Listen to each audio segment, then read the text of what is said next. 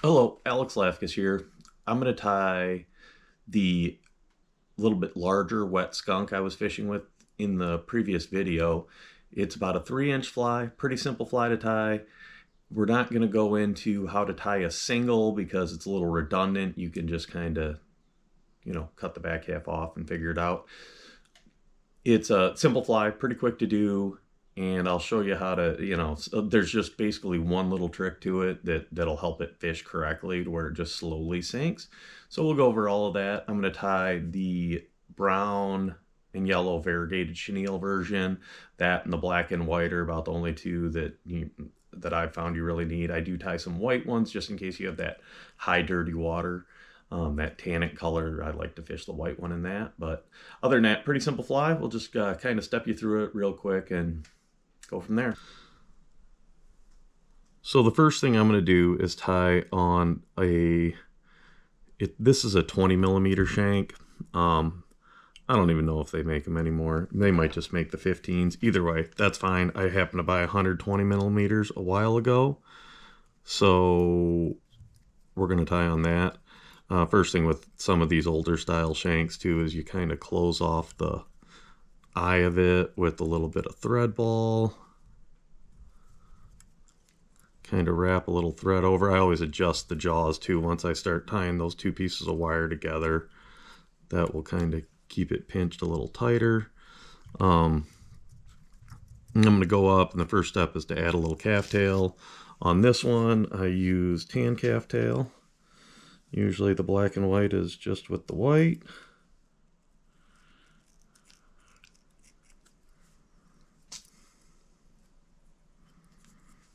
And try to get all the underfur out of there real quick. Just pull it, even it up a little bit. You don't need a ton there. You're just trying to keep that neutral buoyancy when you can. I want to tie it off just shy of the eye of the hook, or eye of the shank rather. And that way there'll be a little bit of room to finish off without crowding it too much.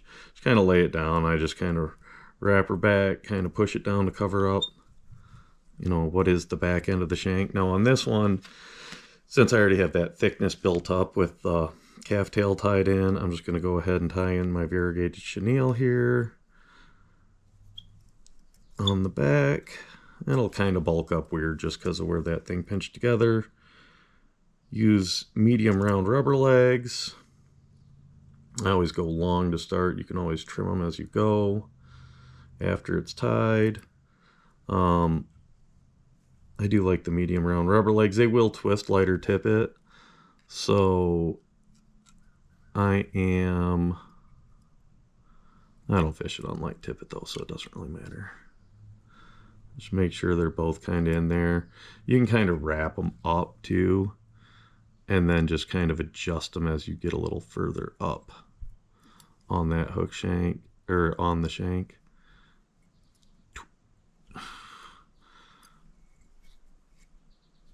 And that should be about right. Then you can kind of center them up once you've done some wraps. I don't wrap them super tight to start so that I can do that. And we'll kind of add them up. So, pretty basic. I'm going to have the back legs angling a little bit back. So I'll just kind of wrap it so it kicks those back. Come on up. And then I like the front ones to stick out pretty wide, more at a 90-degree angle to the shank or hook shank, whatever you happen to be doing. Boom, pretty simple. Get to the front, finish it off. Pretty simple deal here. Well, that's one of the nice things about this fly is it's super easy to tie, super quick and effective. As a guide who goes through a few flies, that is a very nice combination. I'll just do some whip finishes here. I do a lot of, 2 to 3 wrap whip finishes. And usually I'll hit this with little Sally Hansen's hard as nails because, if it goes through the abuse, you're going to need. Oh, it just kind of helps make sure those whip finishes don't blow up. Just kind of jam a little on there. I don't really get too particular if it hits the chenille. I don't really care. A lot of times I'll give it a little time to dry, but it doesn't. I haven't really found that it's too sticky or matters too much. The hook I like to use on these is a Daiichi. It's a 2117. It's a bomber hook. It's light wire, yet it seems to hold up better than a lot of the other dry fly hooks I use. I'm not too worried about it being a little heavier gauge because after all it is a wet fly. I'm just going to go in and put in like some 20 or 25 mono. This is some, you know, whatever Berkeley big game I have.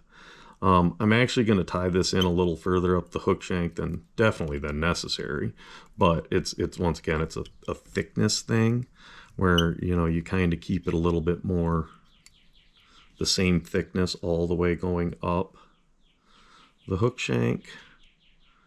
Tie it in. Wow. Lay it down. And here's another step where you can just kind of adjust as you go. So if some light wraps to come back, you know, the key on this is just enough to move it around, but tight enough not to foul. Usually somewhere in about there. Really the only minor thing about this fly that'll help it fish better is you're going to take this chenille and tie it in at the eye of the hook.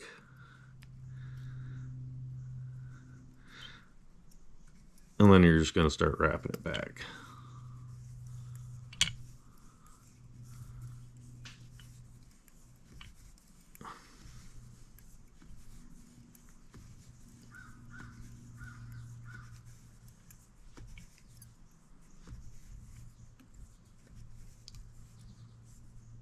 Once you get it back there, you'll take the thread over it. Now, the only reason you're doing this is to increase that kind of sink rate or sink or whatever you want to call it. Just with one, it seems to fall a little quicker. This seems to be a nice little fall to it. So I'll just do one in the back here, one single leg, and kick it so it's got that angle to go at a 45, which of course you're going to really establish that angle with the chenille when you wrap it in. And we'll go ahead and put two more in there. And one on each side, just like we did in the back.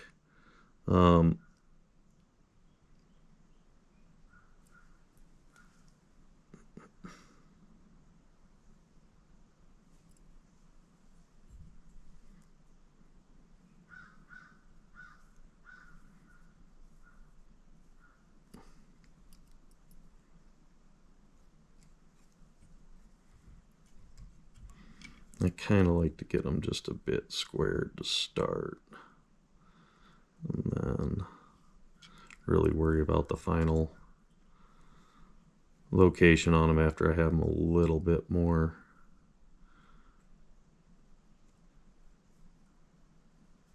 a few looser wraps around them. There we go. That should be about right. I'll maybe pull it up a little there, up a little here, and that'll get them in position. Okay, and then at this point, take the thread all the way to the eye of the hook. I'm using Vivis 6/0 thread here. I've got a few spools of uni thread or whatever still laying around, which works fine, but the Vivis does seem to be, it's round. It really seems to be a little stronger from what I've noticed, which is good because I might tie a little aggressive on occasion. I'm just going to take this variegated chenille now, up that hook.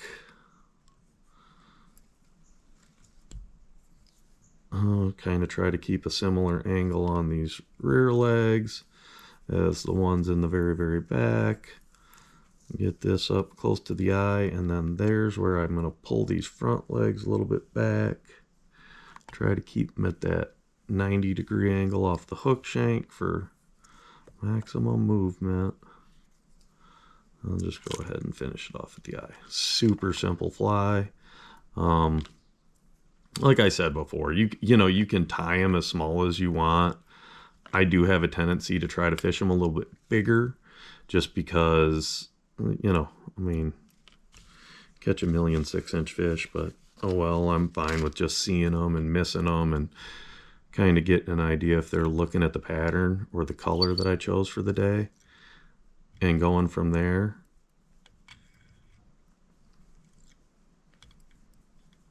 Once again, bunch of whip finishes. I do a lot, but it's, you know, it's mental. I'd rather tie one that lasts longer than sit down and have to tie a few every night. Now I have plenty of whip finishes on there. And tap out some, just a touch of Sally Hansen's again. Whatever, nothing special. Oh, looks like I got it all in the eye of that hook. So usually when I notice that I do that, I'll just take a little hook and poke that through. I got one big one that I'll never tie with sitting right here. I'll just kind of make sure that's cleaned out so I'm not freaking out in the boat when I'm trying to tie something on. That's it. Super simple. You know, fun little attractor fly to fish though. Little how-to. It's about the easiest fly in the world to tie. I might have messed up on those angles. It doesn't really matter that much. Thing's gonna move, gonna catch fish when it's in the water. But that's how you tie that articulated wet skunk. A little more movement. Kind of eliminates some of the smaller fish. Like I mentioned before, a fun fly to fish, but it's pretty simple. Black and white, this brown and yellow variegated chenille, white rubber legs. I could do tan. I haven't been able to locate recently medium round rubber legs and tan, so I'm just doing the white. And the white's fun to fish. You can see it pretty good. So hopefully that helps. Thanks.